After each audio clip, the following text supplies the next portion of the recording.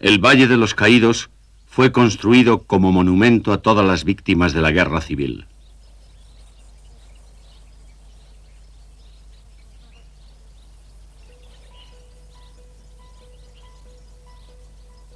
Sin embargo, solo contiene los símbolos de lo que los nacionalistas llamaron la cruzada. Sus enemigos lo llamaban fascismo.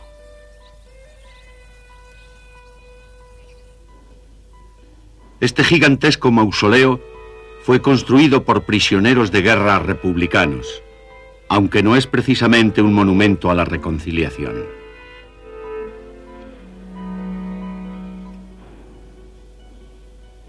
Ante el altar de la victoria nacionalista yace el fundador de la Falange, José Antonio. En la bóveda, una corte celestial de mártires nacionalistas.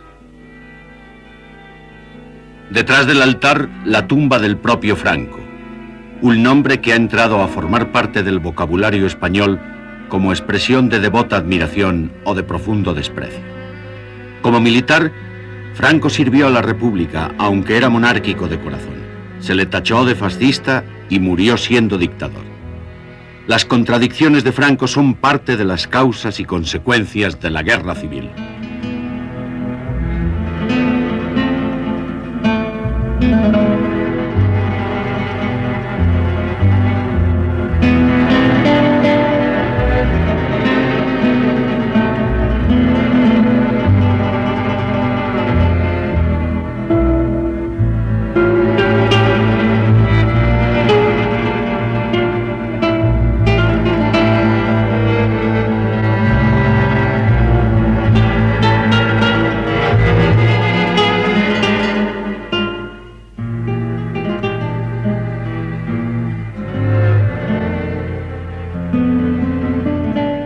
La Guerra Civil Española. Cuarto episodio. Franco y los nacionalistas. Se dice que Franco fue un conspirador cauteloso, incluso recalcitrante, en el golpe militar que provocó la guerra civil. Sin embargo, al acabar la guerra, se convertiría en el dictador más duradero de nuestro siglo, en un símbolo de autoritarismo. Cuando Franco nació en 1892, España era aún un poder imperial. El futuro generalísimo era todavía un niño cuando España perdió sus últimas colonias de ultramar, Cuba y Filipinas. La pérdida del imperio fue una experiencia traumática para toda una generación de españoles, entre ellos el joven Franco. Hubiera querido hacer la carrera de marino como su padre y su hermano. Tuvo que conformarse con el ejército, un ejército anticuado y desmoralizado. El ejército educó a Franco en una ideología entre nostálgica de glorias pasadas y vagamente ambiciosa de un resurgir nacional. Tras la pérdida de sus colonias, España se aferraba a los últimos vestigios de poder imperial. En su protectorado de Marruecos, intentó borrar el recuerdo de sus recientes humillaciones militares. Los militares españoles intervenían frecuentemente en la política nacional, pero despreciaban la política de partidos. Su obsesión, una obsesión casi mítica, era la patria.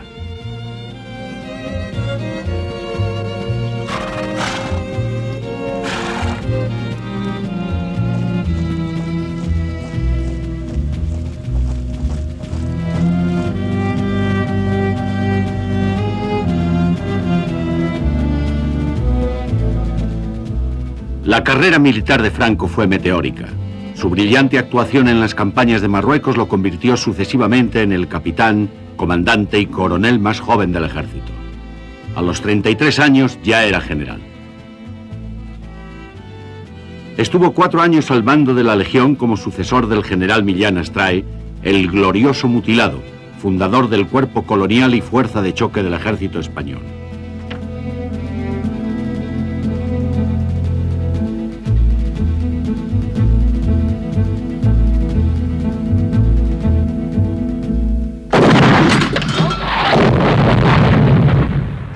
La Legión fue utilizada para reprimir sangrientamente el levantamiento revolucionario de Asturias de 1934. Por primera vez la Legión intervenía en la península. Franco coordinó la ofensiva. Más tarde fue ascendido a jefe de Estado Mayor. Como tal, representó a la República en el funeral de Jorge V de Inglaterra en enero de 1936.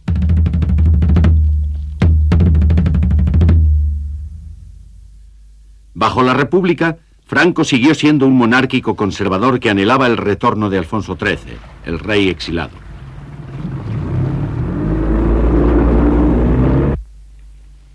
Quizá la faceta menos conocida de Franco es la de guionista de cine, pero a la vez es la más reveladora. Yo ya pensaba al casarse y saber. Después de la guerra, Franco escribió bajo seudónimo el guión de Raza, que denota su desprecio por la democracia parlamentaria. Raza narra la historia de una familia con 3 hermanos. En esta escena, uno de los hermanos, candidato a diputado, discute con otro oficial del ejército sobre el uso de la herencia paterna. La madre está dispuesta a dividir la herencia. Mira, José, no trates de embrollar este asunto. Ella lo ha pensado y tiene razón. ¿Razón o bondad? Las dos cosas, José. Que la razón es nuestro derecho y la bondad nuestro deber. Hasta cierto punto, mamá. Que es mucha bondad la de prescindir de todo al fin y al cabo para una mala empresa. ¿Llamas mala empresa que yo trate de salir diputado? De tu significación, sí, comprendo. Callaros? Buena empresa la de los militares, que por pintar por ahí la cigüeña os aseguramos la vida a todos los ciudadanos. Dices ese disparate porque te duele que seamos el principal estorbo para vuestros manejos turbios e indignos. José. Pedro. Sí, indignos vosotros. Quieto, José, ven conmigo. Es que no queréis que tenga ni un solo día feliz. Todo esto se acabará muy pronto. Dios quiera que sea el día en que cada uno estemos en distinto papel. Ya está bien, José. En el guión de Franco, las causas de la guerra eran clarísimas. El levantamiento militar plenamente justificado. A la nación hacia el abismo comunista, como si el reto de los 2 hermanos tuviese un signo profético y fatal, así iba a dividirse la familia española. El Frente Popular que el Comintern comunista patrocinó va a destruir las puras esencias de la tradición española. La hora de la revolución comunista había sonado. España no podía perecer. Destrucción de los valores tradicionales. Revolución comunista. Así veían la situación no solamente los militares rebeldes, sino también un amplio sector de la clase media española que apoyó la rebelión. Petra Román de Bondía era estudiante salmantina de familia conservadora. Con el lanzamiento militar íbamos a mejorar en todo porque los ideales nuestros y por lo tanto los que creíamos que iban a defender Franco y su ejército eran Dios, patria, familia y orden. Eso nos parecía que iba a cambiar todo y nos parecía que tendría que... Nunca creímos que iba a ser una guerra tan grande. Antes de la guerra, en los 5 años de democracia entre 1931 y 1936, la República no solamente había representado un nuevo orden, había supuesto un desafío directo a los valores más conservadores de la sociedad española. Para muchos conservadores, la situación creada por la República era insostenible. Tomás Garicano Goñi era un joven oficial. Fundamentalmente negativas, es decir, evitar, mejorar el Estado, evitar el desorden público, evitar las cuestiones laborales en términos que producían graves perjuicios tanto a empresarios como a obreros, evitar y cortar la persecución religiosa. Estaba prohibida no solamente la enseñanza religiosa, sino en las enseñanzas a las órdenes religiosas. No podían enseñar, en fin, que fuera un poco más lo que era tradicional en España, de forma de vida, de forma de tranquilidad, que no se había logrado hasta entonces. Las convulsiones sociales habían provocado un deterioro del orden público. En el campo, los jornaleros sin tierra ocupaban las fincas. Algunos terratenientes fueron asesinados. Los demás temían por sus vidas. Habla Félix Moreno de la Cova. Ya un momento que nos tuvimos que tirar al monte, es decir, si ya no puede usted vivir, pues tiene que buscarse la salida por otro lado, que fue el movimiento contra la República. Franco inició su participación en el levantamiento con cautela. Se puso al mando de las tropas rebeldes en Marruecos con el propósito inicial de restaurar el orden y de aplastar la revolución. Pero la proclama inicial de Franco no invocaba la defensa del cristianismo ni hablaba de cruzadas. Se refería, eso sí, a las influencias extranjeras que amenazaban los valores tradicionales de España. Mirando atrás, resulta sorprendente que la proclama concluyera con un lema democrático: fraternidad, libertad e igualdad, aunque quedaba bien claro que ese justamente debía ser el orden de prioridades. Los primeros decretos de los rebeldes calmaron cualquier ansiedad que pudieran haber tenido sus seguidores. Se decretaba la devolución de tierras expropiadas, se prohibían las actividades sindicales y se declaraban ilegales todos los partidos del Frente Popular. Pero antes los oficiales sublevados tenían que enfrentarse a la terrible realidad. Su golpe de Estado había fracasado. La resistencia armada de partidos y sindicatos había aplastado la sublevación en 5 grandes ciudades. España había quedado dividida. El gobierno de la República controlaba Madrid, el País Vasco y casi la mitad del resto de España. Los sublevados habían quedado separados. El general Mola en el norte y al sur Franco con el ejército de África. El general Sanjurjo debía haber asumido el mando de todas las fuerzas rebeldes, pero murió en un accidente de aviación en Portugal. La desaparición de Sanjurjo dejó un peligroso vacío. 2 meses más tarde, los generales rebeldes se reunieron en Salamanca. Franco contaba con el apoyo de la mayoría.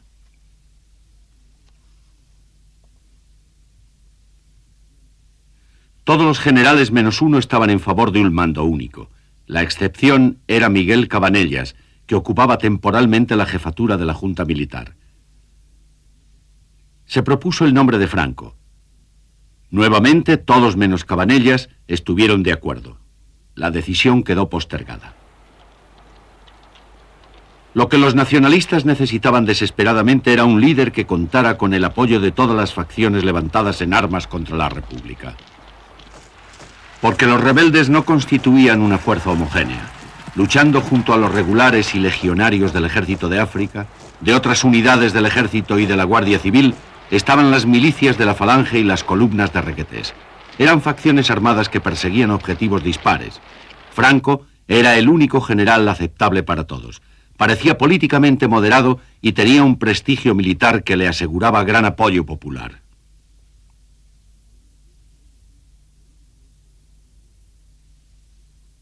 La liberación de Toledo, fin de un heroico episodio de la Guerra Civil. Las tropas de Franco avanzan implacablemente para liberar el Alcázar. Con poderosa artillería vencen la resistencia de las milicias que se retiran hacia Madrid. El general Franco llega para abrazar al coronel Moscardó, el valiente comandante del Alcázar. La liberación del Alcázar incrementó el prestigio de Franco. Sus partidarios ya planeaban la subida al poder de Franco, incluso antes de que fuera nombrado comandante en jefe de las fuerzas nacionalistas. La propuesta que cobraba fuerza entre la jefatura nacionalista era que Franco asumiera además la jefatura del gobierno. Algunos de sus colegas no estaban totalmente decididos. Sin embargo, Francisco Franco se convirtió en el jefe supremo del alzamiento y se otorgó a sí mismo el título de jefe de Estado. El 1 de octubre de 1936, Franco asumió el poder absoluto en la España nacionalista. La reacción personal mía en el momento que se produjo el nombramiento de Franco fue de tranquilidad.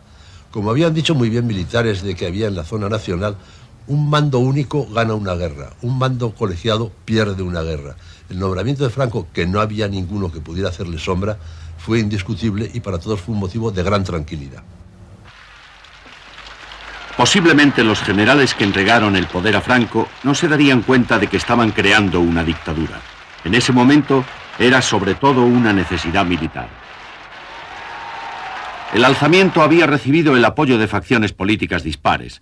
Los conservadores de la CEDA, la coalición parlamentaria formada 3 años antes de la guerra, los monárquicos que anhelaban el regreso al trono de Alfonso XIII, los carlistas fanáticamente religiosos que defendían los derechos de otro aspirante al trono y los fueros regionales de Navarra.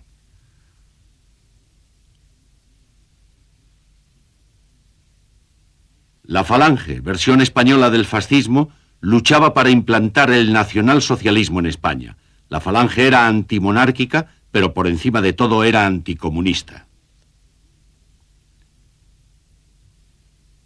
El general Mola era uno de los que mejor conocía la complejidad de la situación política en el bando nacionalista. Fue él quien negoció la participación tanto de los carlistas como de los falangistas en el levantamiento. Poco después del nombramiento de Franco, Mola habló con Pedro Sainz Rodríguez, un intelectual monárquico que más tarde entraría a formar parte del gobierno de Franco. Me acuerdo muy bien que había un gran sillón delante de la mesa y el general Mola se sentó en el brazo del sillón poniendo los pies en el asiento. Y me planteó, ¿qué cree usted que va a pasar aquí cuando acabe la guerra? Y yo le dije, habrá un problema político. Dice, me alegro oírle. Y me dijo que si había, cuando se acabase la guerra, había que plantear el hacer el Estado y convocar un parlamento. En los planes de Franco no figuraba un parlamento. Tenía en sus manos todos los poderes del nuevo régimen.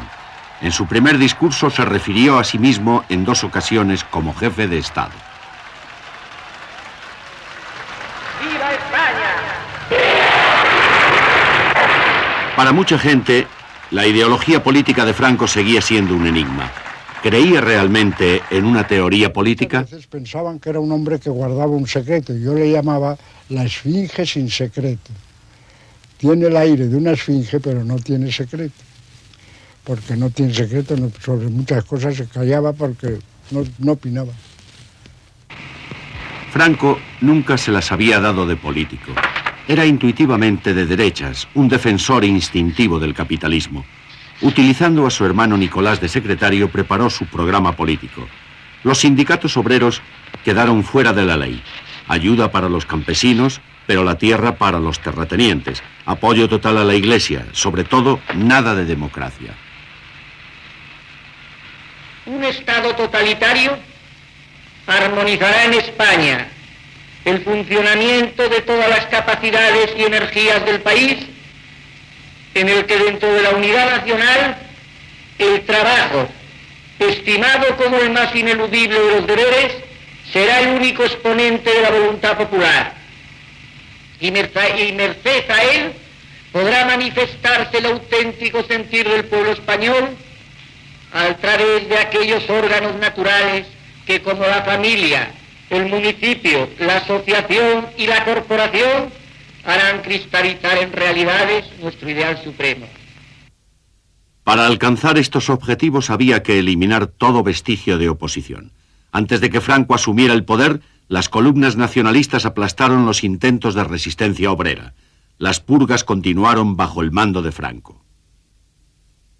Franco estaba un día que fui yo a hablar con él, que me llamó para una interview que le habían hecho, y cuando no era yo ministro.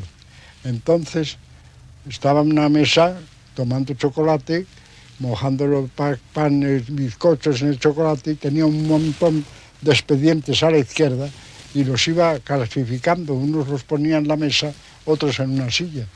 Y después de que acabamos, salí y le pregunté al ayudante qué eran esos expedientes que tenía el general Franco. Eran las sentencias de muerte. Las que ponía en la silla eran para firmar y las otras para revisar.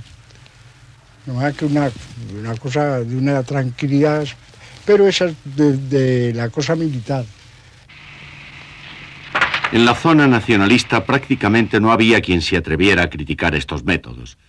Los seguidores de Franco tenían una causa común, derrotar a la República, pero no se ponían de acuerdo en el tipo de régimen que había de reemplazarla. Primero estaban los falangistas.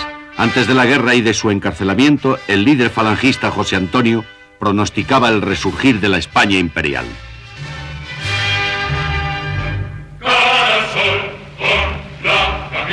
Tenemos una fe resuelta, es que están vivas todas las fuentes genuinas de España. España ha venido a menos por una triple división. Por la división engendrada por los separatismos locales, por la división engendrada entre los partidos y por la división engendrada por la lucha de clases. Cuando España encuentre una empresa colectiva que supere todas esas diferencias, España volverá a ser grande como en sus mejores tiempos.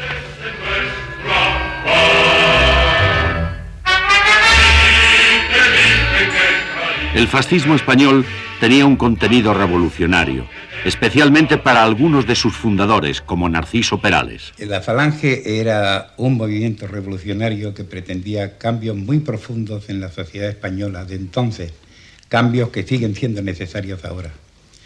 José Antonio preconizaba una síntesis superadora de las opciones contrarias, al mismo tiempo que la defensa de los valores del espíritu y del entendimiento de la patria como unidad de destino en lo universal, pretendía hacer una revolución social.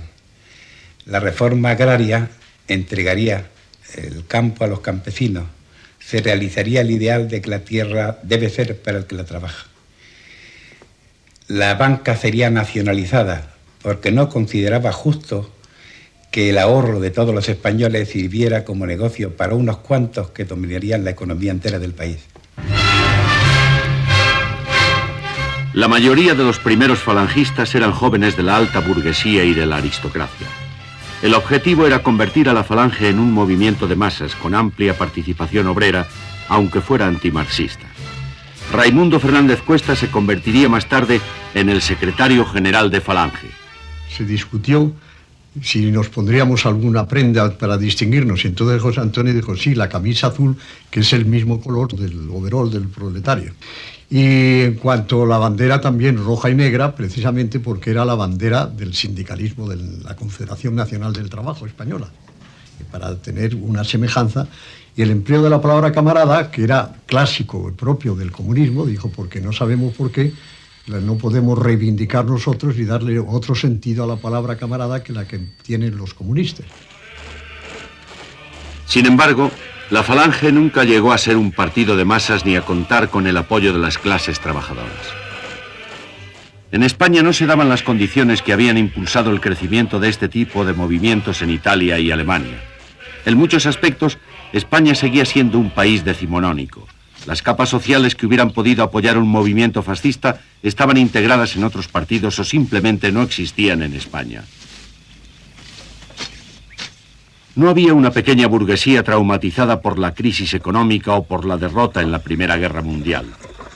La clase media se sentía protegida por el ejército de cualquier intento revolucionario y la clase obrera no había sufrido una decepción que pudiera llevarla a buscar nuevas alternativas fuera del marxismo o del anarquismo. La Falange fue un movimiento minoritario hasta febrero de 1936. A partir de entonces, la violenta polarización de la sociedad española llevó a miles de jóvenes conservadores a elegir el movimiento más combativo. Al estallar la guerra, la Falange experimentó un crecimiento aún más espectacular. Unirse a la Falange era una declaración de fe en la causa nacionalista. Para muchos era también una protección ante la persecución de que eran objeto las organizaciones obreras en la zona nacionalista. A la camisa azul la llamaban el salvavidas. Otros nacionalistas, especialmente los más conservadores, veían con desagrado el populismo y la violencia en la Falange. No pude nunca unirme a los falangistas porque no los consideré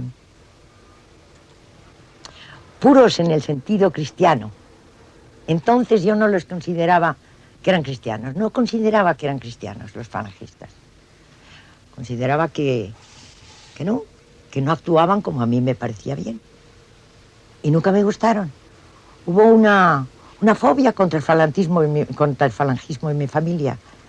En parte también porque la CEDA y el falangismo estaban encontrados. Y nosotros éramos de la CEDA. Los carlistas eran una fuerza ultraconservadora dentro de la España nacionalista. Al contrario de la Falange, la defensa de la religión era una de las causas fundamentales del carlismo. Habla Jaime del Burgo. El lema tradicional del carlismo. Dios entendido como la religión en su aspecto práctico, pero sin intromisiones de la Iglesia en la gobernación del Estado.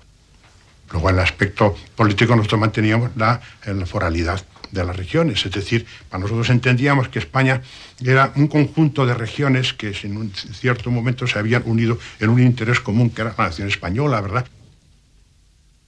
Franco vio desde un principio el peligro de fragmentación entre sus seguidores. Su cuñado, Ramón Serrano Súñer, fue el encargado de encontrar una fórmula para unir a todas las facciones nacionalistas. Los objetivos eran evitar las discordias y las pugnas internas que iban a debilitar al Estado naciente y, sobre todo, desde el punto de vista de Franco, y como general en jefe, conductor de una guerra, creo que tenía razón. Sobre todo, él lo que buscó fue mantener en orden y disciplinada la retaguardia. Si se abandonaba la retaguardia a la libertad y a los caprichos o a los disparates de los grupos, podían en un momento complicarse las cosas de manera que trascendieran a los frentes de combate, como ocurrió justamente en la zona republicana. La Falange se había quedado sin líderes. José Antonio había sido ejecutado en una cárcel republicana. Los demás posibles candidatos estaban en la cárcel o muertos. La organización estaba dividida por pugnas políticas y rencillas personales. El 17 de abril de 1937, un ex mecánico, Manuel Edilla, asumió la jefatura de Falange. Edilla no tenía la preparación ni la capacidad para ocupar ese cargo. Fue una presa fácil para Franco. 2 días después, Franco decretó la unificación de la Falange y el carlismo en un movimiento nacional bajo su propia dirección. Edilla desafió la autoridad de Franco y fue condenado a muerte, aunque la sentencia fue posteriormente conmutada a cadena perpetua. La boina roja de los carlistas y la camisa azul de la Falange ya eran un solo uniforme. Franco había asegurado así el triunfo de su conservadurismo autoritario y la unidad de sus seguidores. El que decía apoyar la restauración de la monarquía se había erigido en dictador absoluto. Los verdaderos monárquicos como Eugenio Vegas Latapié estaban indignados. Pues el nuevo Estado que había creado Franco les parecía que no era tal Estado, era exclusivamente una dictadura ejercida exclusivamente por él. Decía don Pedro C. Rodríguez precisamente que la diferencia que había entre decretos y leyes en el régimen de Franco era que los decretos se los sacaba Franco de un bolsillo y las leyes se los sacaba de otro, pero que era toda la voluntad exclusiva del Generalísimo.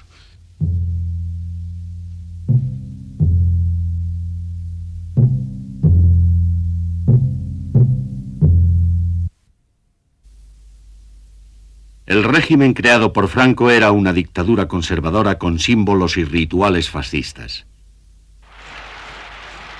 En la Europa de los años 30, en plena recesión económica, el fascismo se podía percibir, y muchos lo veían así, como una alternativa a la lucha de clases. Unir un país tras un objetivo común, aunque sea por la fuerza, puede resultar una doctrina atractiva. Franco, el militar archiconservador, utilizó el fascismo para dar a su dictadura una apariencia moderna. A Franco no le interesaban las nuevas ideologías. Su método, simple pero efectivo, era unir a la derecha bajo los valores tradicionales de la vieja España. No tenía rivales políticos que le pudieran hacer sombra. El único que hubiera podido, José Antonio, murió fusilado en una cárcel republicana. El líder falangista había desaparecido, pero quedaba el símbolo, un símbolo que el nuevo jefe de Estado podía utilizar para sus propios fines. Destacó lo que era inofensivo, digamos lo que era inofensivo para un orden conservador, y calló, silenció, relegó al olvido lo que era peligroso para ese orden. José Antonio había sido enemigo declarado del orden conservador. Ahora su nombre adornaba las fachadas de las catedrales e iglesias de la zona nacionalista. Se había convertido en un mártir más de la España conservadora. Continuó siendo un símbolo, pero sus aspiraciones revolucionarias quedaron sepultadas para siempre.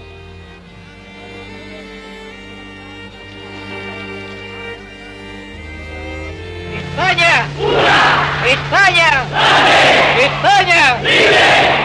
¡José Antonio Primo Rivera! ¡Vive! ¡Arriba España! ¡Viva! ¡Viva España! ¡Viva! Después de esto,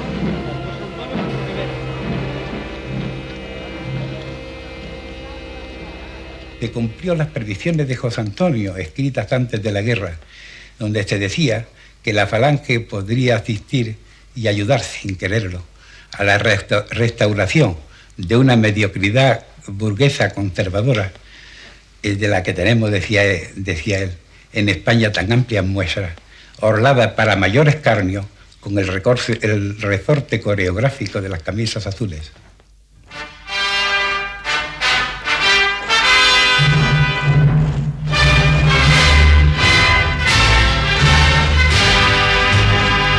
Se puso una careta de situación francamente fascista, como se decía entonces, ¿verdad? Y como se dice ahora, ¿verdad?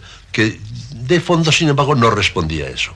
Yo lo considero un gobierno económicamente conservador, autoritario, porque naturalmente había que imponer el orden, y con una fachada, y algunos detalles también, del tipo totalitario que se empleaba en los demás países de Europa. Franco contaba con el apoyo de toda la España conservadora. Para la Iglesia, el nuevo líder nacionalista era un aliado natural. La Iglesia había sido víctima del violento anticlericalismo generado por la República. Los nacionalistas se convirtieron en los defensores de la fe atacada. La jerarquía eclesiástica reaccionó violentamente ante las atrocidades cometidas en la zona republicana, pero en general prefirió ignorar las que ocurrían en el bando de Franco. Y le increpan diciendo: pues tan fácil corazón tiene el hombre, atémosle al cuello este Cristo y váyase a llorar en el fondo del río con él. Señor, la muerte se derramará sobre todas las cosas. Me acercaré al altar de Dios, al Dios que es alegría de mi juventud. Han arrancado a golpes la puerta del sagrario, que estaba abierta, y la mano que conoce más sangre registra la custodia. ¿Por qué os apresuráis, almas, en el despojo? 2 meses después de iniciada la guerra, el obispo de Salamanca declaró que la rebelión militar era una cruzada. El hecho de que hubiera combatientes musulmanes defendiendo la causa de la Iglesia era una ironía de la historia que los obispos preferían olvidar. La alianza entre Franco y la Iglesia quedó sellada con una carta de casi todos los obispos españoles a los católicos de todo el mundo. Para estos obispos se trataba de una guerra entre la cruzada espiritual en defensa de la ley y el orden y el materialismo de la Rusia de los soviets. Esta carta fue publicada 2 semanas después de que los nacionalistas conquistaran el País Vasco, la única zona republicana en la que se había respetado a la Iglesia. Para muchos sacerdotes vascos, la defensa de la fe católica no tenía nada que ver con la cruzada de Franco. Permanecieron junto a sus fieles en la defensa de la autonomía vasca que la República había reconocido. Los sacerdotes vascos pidieron ayuda al Papa, pero el Vaticano decidió reconocer al gobierno de Franco en el verano de 1937. Más tarde, el Papa envió un nuncio a Burgos. Indudablemente, la inmensa mayoría de los católicos practicantes creían en la cruzada. Había un auténtico fervor religioso en la España nacionalista. Habla la madre Cristina de Arteaga. Encuentro con mi hermano, el que caería en la guerra, el pequeño, que estaba en el frente norte allá, y se fue por el Goibar, que bajó con un permiso para saludarme, y me preguntó: mira, Cristina, quería yo verte porque te quería preguntar, los que caemos en esta guerra, si los que hacemos como lo estoy haciendo yo, que lo hago por Dios y por España, si caemos en ella, ¿nos pondrá Dios de mártires en el cielo, aunque la Iglesia no nos meta en el catálogo? Yo le contesté que sí, que estaba segura, claro. Lo hacía con ese espíritu de inmolación por Dios y por la patria, pues Dios le daría puesto entre los mártires en el cielo. El apoyo entusiasta de la Iglesia a los nacionalistas se vio ampliamente recompensado. Las órdenes religiosas recobraron el control de la enseñanza que habían perdido bajo la República. El divorcio y los matrimonios civiles quedaron abolidos. La Iglesia volvía a ser guardiana de la moral. La España de Franco era auténticamente nacional católica.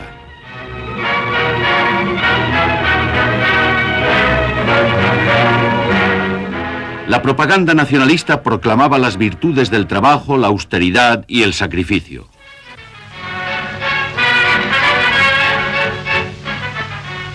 Mientras los soldados del Generalísimo abren las tierras de España al Mare Nostrum, este otro soldado, humilde y laborioso, labra los campos y da a su patria el pan nuestro de cada día. Fecundado con la sangre de tantos héroes, el suelo de España se cuaja de doradas espigas, de rubias mieses, símbolos de una patria con pan y justicia como el caudillo quiere. Aparte de las unidades profesionales del Ejército de África, Franco había reclutado muchos voluntarios entre el campesinado de Castilla. Eran campesinos conservadores y religiosos empeñados en defender sus valores tradicionales. Las colectivizaciones agrarias de la zona republicana les inspiraban más temor que esperanza. Bajo Franco, contaban además con precios garantizados que defendían sus ingresos de las fluctuaciones en el precio del trigo. Sus ingresos, aunque escasos, estaban asegurados. En Castrojeriz, en Castilla la Vieja, la mayoría de los campesinos apoyaron a la derecha durante la guerra, como lo habían hecho durante la República. Hombre, cuando la República, pues eso, pues claro, teníamos que apoyar a la derecha, porque si íbamos con ellos, porque veíamos que no iban bien. Nosotros cuando la República nos perseguían, de otra manera andábamos libres, íbamos a la hora que nos daba la gana a casa y entonces no podíamos salir. Como Florentino y Agapito, miles de campesinos castellanos prefirieron su antigua forma de vida a las conmociones revolucionarias. La Iglesia simbolizaba esa forma de vida. Su fe era su dignidad. Yo lo que digo que con la Iglesia había respeto. Nos respetábamos unos más que otros. Así, unos entre otros más. Y no viendo religión, no se puede respetar uno a otro como... Eso creo yo, y eso se dice. Porque si no hay iglesia, no hay cura, nada, le entierran uno igual que a un perro. Como algunos no quieren que haya esas cosas. Para mí la iglesia, pues sí, me ha gustado. Nos juntamos la falange y iba a ir mi hermano al frente, como era mayor, es el que más trabajaba, porque el difunto de mi padre dice que quería yo que ahora hacía menos en casa y tuve que marchar por él. Y al fin y al cabo él se marchó a poco tiempo.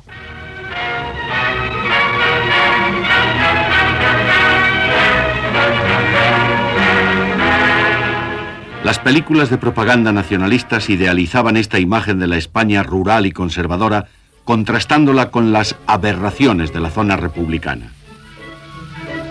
También trabajan las mujeres curtidas al sol. No importan los callos ni las heridas. Son flores sangrantes del triunfo. España entera es milicia y la milicia es austeridad, trabajo, resistencia y silencio.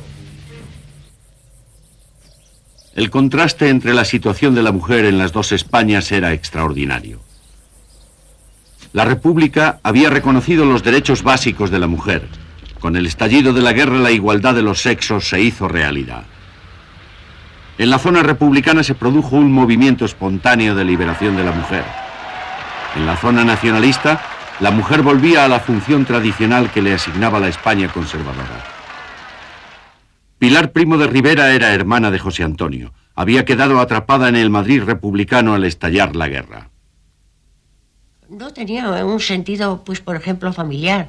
La ley del divorcio también vino a distanciarnos, como es natural, porque nosotros aquella ley pues no la podíamos aceptar en cuanto a un sentido católico de la vida. Y en cambio, en la zona nacional era todo como mucho más constructivo, mucho más efectivo, mucho más eficaz, más ordenado. Allí había un porqué de las cosas y lo otro era pues como un desorden, como una amalgama de cosas raras. Esta es la pura verdad. Pilar Primo de Rivera huyó a la España nacionalista, donde dirigió la sección femenina de Falange. A las trincheras, en realidad no fueron. Fueron como auxiliares, ¿verdad?, en el frente, en las enfermerías, en los lavaderos, en los hospitales. Pero nuestra postura siempre fue que la principal misión de la mujer y donde estaba el verdadero puesto suyo era en la familia, era en el hogar. Así que nosotros sí que defendíamos la integridad de la familia, la entrega de la mujer a la familia, sobre todo mientras son los hijos pequeños que no pueden valerse por sí mismos.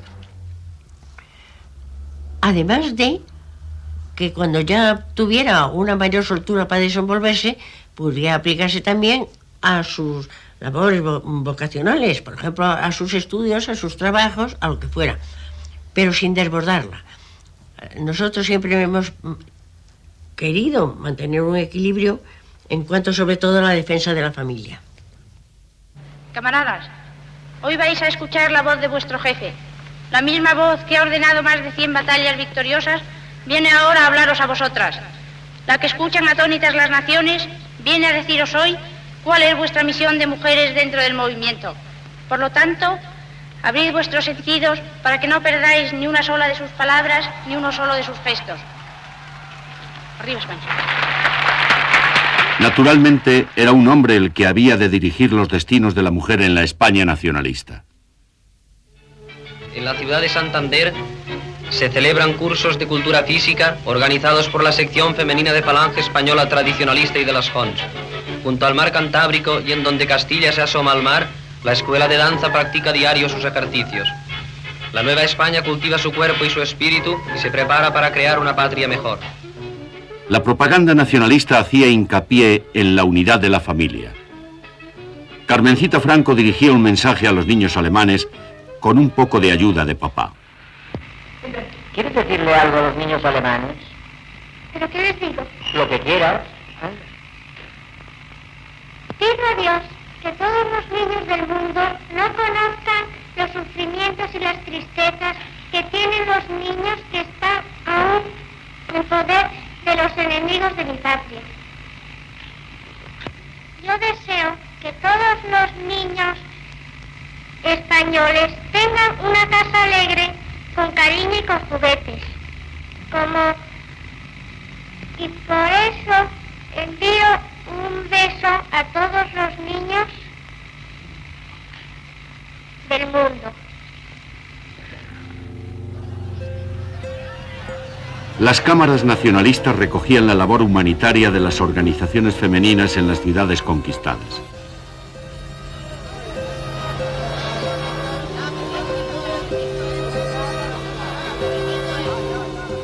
Las voluntarias de auxilio social repartían barras de pan entre la población hambrienta.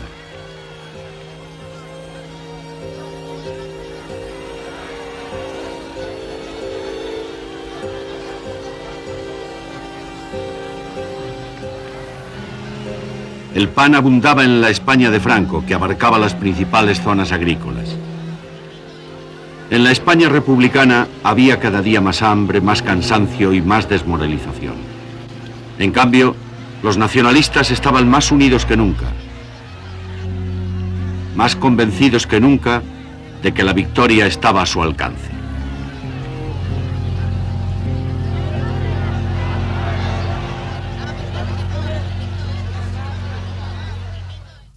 Toda la radio era triunfalista. Ganábamos siempre, éramos triunfadores. Me estoy considerando en aquellos momentos en que yo me consideraba como todos. Éramos pues los triunfadores, los que ganábamos, los que estaba con nosotros Dios. Todos los soldados llevaban su detente. ¿Sabes lo que es un detente? Y se consideraba que nos estaba ayudando Dios porque era lo que tenía que ser, lo que debía de ser. Un noticiario alemán decía entonces: bajo el sol resplandeciente de las tradiciones está surgiendo una nueva España, unida, grande y libre. Alemania e Italia habían reconocido al régimen de Franco durante la batalla de Madrid. Cada día llegaba más y más ayuda militar a la España nacionalista. Hitler envió al embajador general von Faupel. Franco dijo que sus aliados eran el baluarte de la cultura, la civilización y el cristianismo en Europa. Para el caudillo, esta ceremonia constituía el punto álgido de la historia universal. A pesar de eso, Franco no tenía intención alguna de crear un sistema fascista en España. Por mucho que le insistieron, también se resistiría más tarde a aliarse con Alemania e Italia durante la Segunda Guerra Mundial. Lo que hizo fue conseguir toda la ayuda posible, una ayuda que le era esencial para ganar la guerra.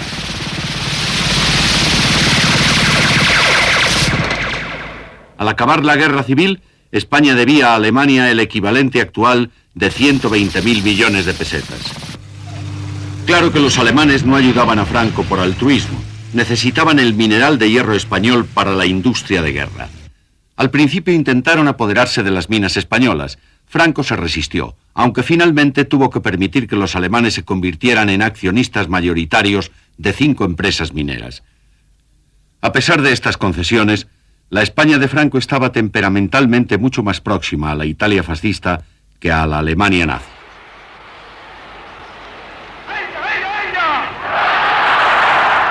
Los italianos ejercían presión sobre Franco para que transformara su dictadura conservadora en un régimen de corte más fascista. Franco creó algunas instituciones de tipo fascista, pero la única concesión real a los italianos fue la creación de un código laboral y unos sindicatos que respondían al modelo italiano.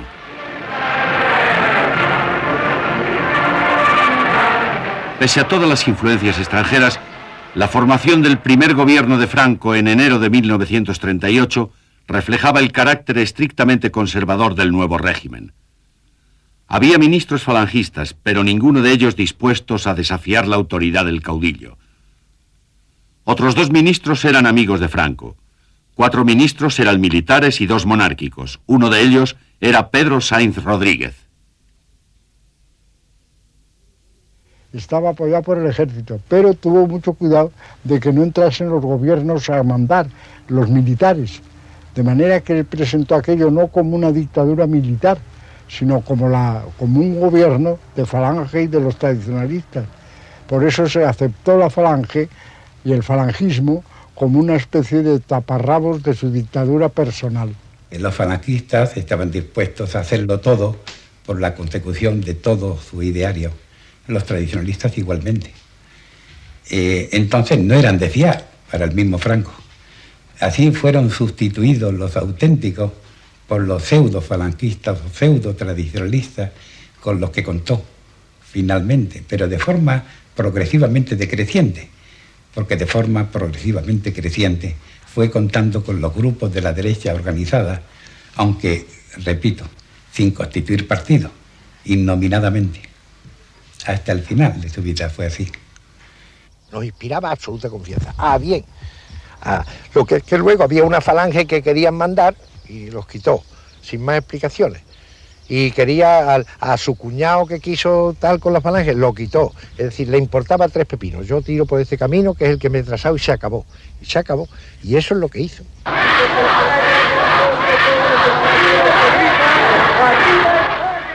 Franco nombró ministro de Orden Público al general Martínez Anido, famoso y temido por haber dirigido la brutal represión del movimiento anarcosindicalista en la Barcelona de los años 20.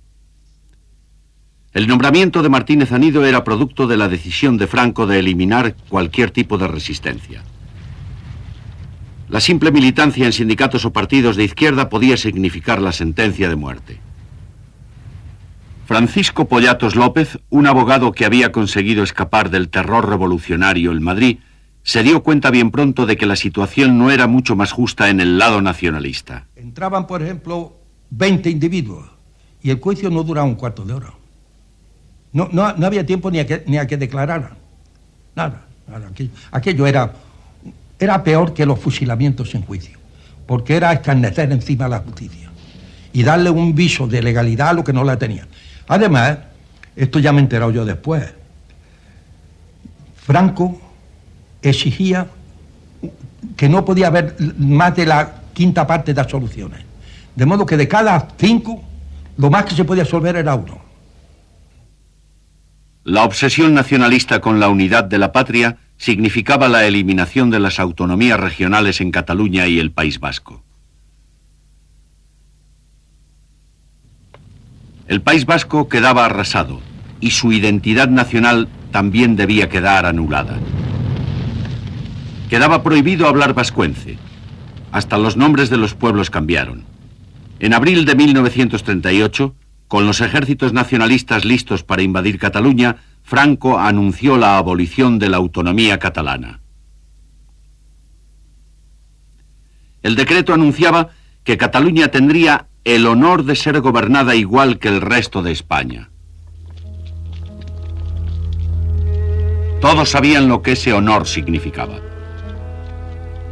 La llamada Ley de Responsabilidades Políticas permitía llevar a juicio a cualquiera que hubiera apoyado la República hasta 18 meses antes de la guerra. La ley incluía entre los delitos el haber resistido a Franco durante la guerra.